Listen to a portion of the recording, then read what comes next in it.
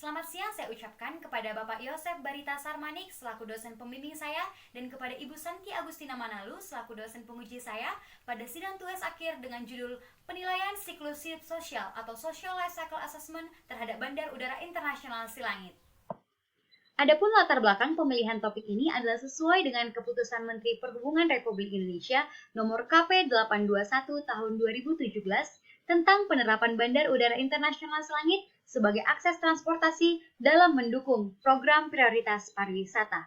Berdasarkan kegiatan operasional yang telah dilakukan, bahwa mulai dari tahun 2014 hingga 2019 terjadi peningkatan pergerakan pesawat dan juga pergerakan penumpang.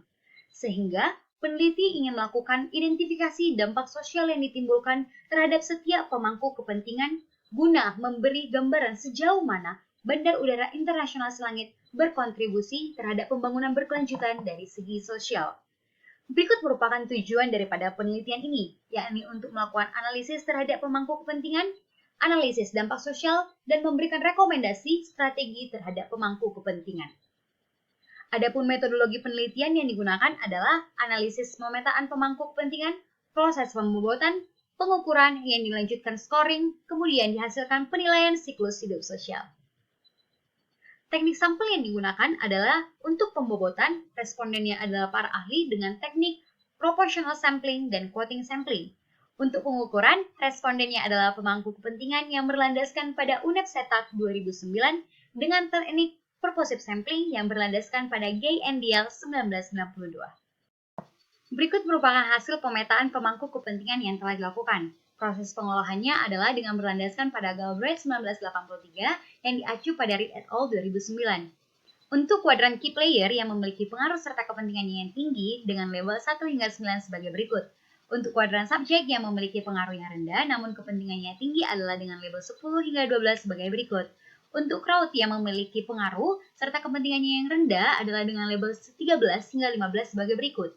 Dan untuk konteks setter yang memiliki pengaruh yang tinggi namun kepentingannya yang rendah adalah dengan label 16 sebagai berikut. Kemudian proses yang dilakukan selanjutnya adalah proses pembobotan. Adapun teknik yang digunakan adalah pairwise comparison. Berikut merupakan bobot yang dihasilkan pada dampak hak asasi manusia beserta dengan kriterianya. Demikian juga kondisi kerja beserta dengan kriterianya. Yang dilanjutkan bobot dampak pada warisan budaya beserta kriterianya. Dan juga dampak ekonomi beserta kriterianya, demikian juga pemerintahan beserta kriterianya sebagai berikut.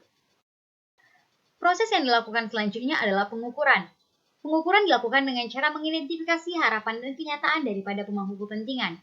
Kemudian akan didapatkan kesenjangan dengan cara mengurangkan kenyataan dikurangin harapan. Berikut merupakan hasil daripada gap tersebut.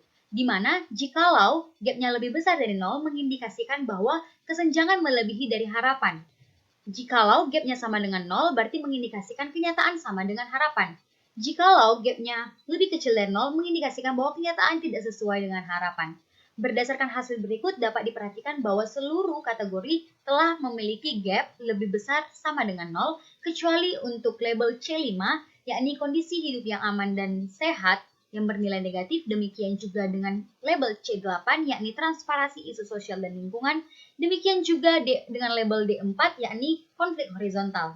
Kemudian proses yang dilakukan selanjutnya adalah scoring. Nah, proses scoring ini dilakukan dengan cara mengalihkan gap dan bobot. Berikut merupakan hasil scoring yang didapatkan. Jikalau diakumulasikan, maka hasilnya adalah sebesar 0,823 yang mengindikasikan bahwa secara keseluruhan dampak sosial yang ditimbulkan oleh Bandar Udara Internasional Silangit telah memberikan kontribusi terhadap keberlanjutan dari segi sosial.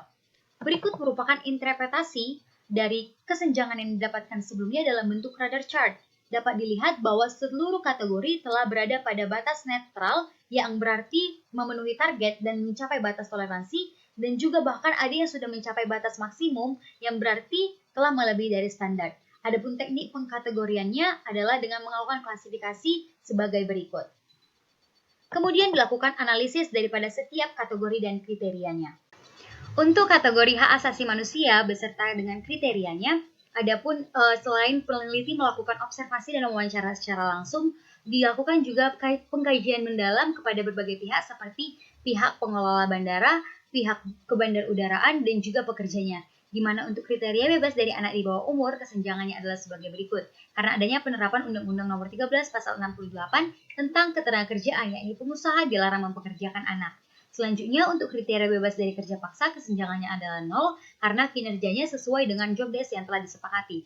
Untuk kriteria kesempatan yang sama dan bebas dari diskriminasi, kesenjangannya adalah 0,115 karena didukung dengan penyediaan layanan call center bagi konsumen dan juga kesempatan yang sama diberikan kepada pelamar di seluruh Indonesia jika ingin bergabung di Bandara Silangit.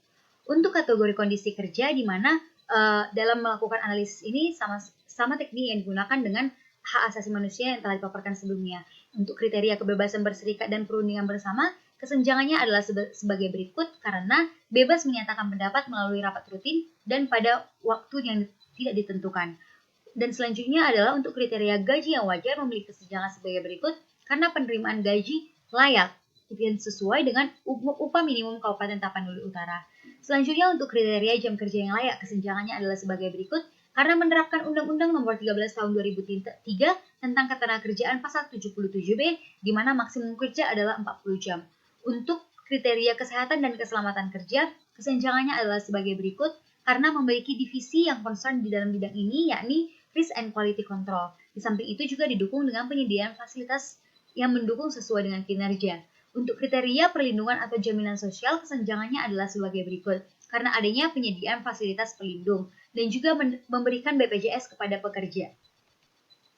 Untuk kategori warisan budaya, adapun pihak yang berkontribusi adalah LAMI atau Lembaga Aspirasi Masyarakat Indonesia, FBBI atau Forum Bangsa Batak Indonesia, kemudian masyarakat lokal dan juga tokoh masyarakat. Di mana untuk kriteria bebas dari delokalisasi dan migrasi secara paksa saat alih fungsi lahan, kesenjangannya adalah sebagai berikut karena saat proses alih fungsi lahan tidak melalui pemaksaan, melainkan tahapan yakni sosialisasi pada masyarakat dan pemberian ganti rugi. Untuk kriteria menghormati warisan budaya dan kearifan lokal, kesenjangannya adalah sebagai berikut karena bandara menggunakan budaya Batak Toba dalam acara-acara penting, seperti salah satu contohnya adalah saat peresmian Bandara Silangit menjadi Bandar Udara Internasional Silangit oleh Presiden Joko Widodo. Yang selanjutnya adalah menghormati hak adat masyarakat dengan kesenjangan sebagai berikut karena adanya penerapan pago-pago yang merupakan istilah Batak yang berarti penyerahan tanah kepada pihak lain saat alih fungsi lahan. Untuk kriteria selanjutnya adalah melibatkan komunitas secara partisipatif, di mana kesenjangannya adalah 0 karena bandara mengundang masyarakat sekitar untuk terlibat dalam acara Bandar Udara Internasional Silangit, seperti contohnya adalah acara keagamaan yakni Natal. Dan selanjutnya adalah memberikan akses ke sumber daya material dan non-material. Kesenjangannya lebih besar dari 0. Hal ini dikarenakan dengan tersedianya akses ke sumber daya material dan juga non-material ini tetap berjalan dengan baik walaupun adanya aktivitas Bandara Silangit. Untuk kriteria kondisi hidup yang aman dan sehat, kesenjangannya telah mencapai batas minimum, yakni minus 0,939 yang berarti perlu perhatian yang lebih khusus untuk mengatasinya agar tidak berpotensi untuk mengakibatkan nilai yang negatif pada kategori ini. Di mana untuk hal ini adapun yang mengakibatnya adalah polusi udara yang semakin meningkat akibat transportasi darat dan udara, seperti khususnya adalah pesawat. Dapat dilihat dari kalkulasi yang dilakukan oleh peneliti menggunakan tools di International Civil Organization bahwa kandungan CO2 yang berpotensi untuk mengakibatkan pemanasan global mengalami peningkatan dari tahun 2014 hingga 2019. Dan di samping itu juga kondisi hidup yang aman ini menimbulkan hal kerisauan bagi masyarakat dikarenakan adanya masih aktivitas bandara sementara diikuti oleh pesatnya penyebaran COVID-19. Hal ini mengakibatkan kerisauan kepada masyarakat.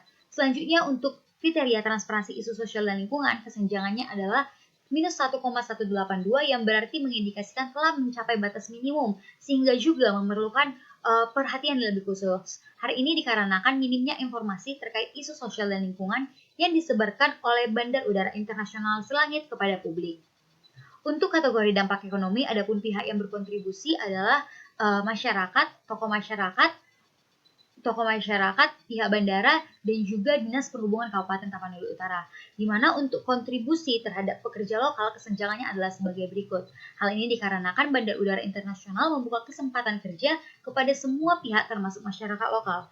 Selanjutnya untuk kriteria kontribusi terhadap pembangunan ekonomi, kesenjangannya adalah sebagai berikut. Karena adanya bandara ini, maka masyarakat dapat membuka usaha dan juga bandara memberikan CSR yang membantu pihak bandar dan membantu pihak publik.